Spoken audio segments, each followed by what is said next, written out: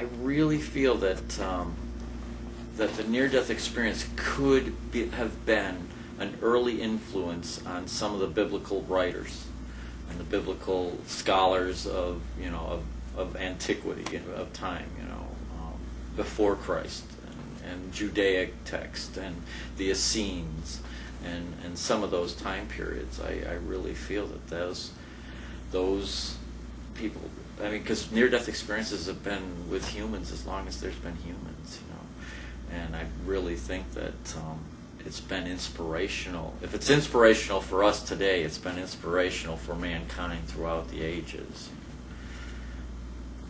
Yeah, totally. So it would be an obvious source. I mean, having that experience and then looking at what these religions are talking about, it seems like, hey, we have a match in a way. Yes. I mean, it really Yes. seems, no? Yes, because a lot of times when you read some of the older texts, the biblical texts, the Old Testament, that sort of thing, there seems a lot of parallels in their beliefs, in the golden rules and all of that just tend to feel very much like the inspiration that you get while you're in the light. That it's so simple that, I mean, it doesn't have to be as complicated as we're making it today. That God really is a very loving being that has our best interest at heart.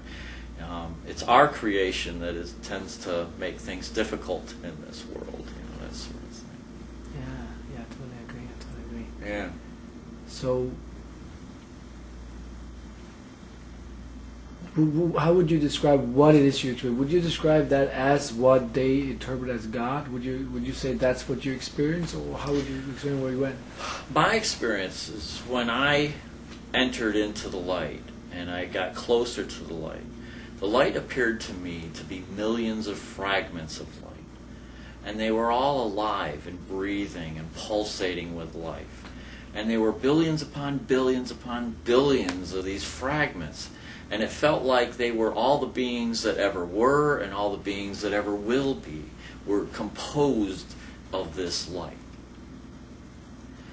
And as I got closer to the light, the love from that light was permeating into me.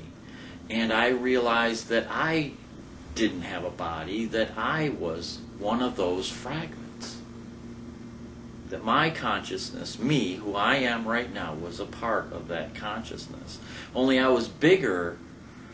Bigger isn't really a proper word for this, but there was more expansive. I was much more expansive than the consciousness that I have here, because there was more of me there than there is here. Only a fragment of my light came back into this body.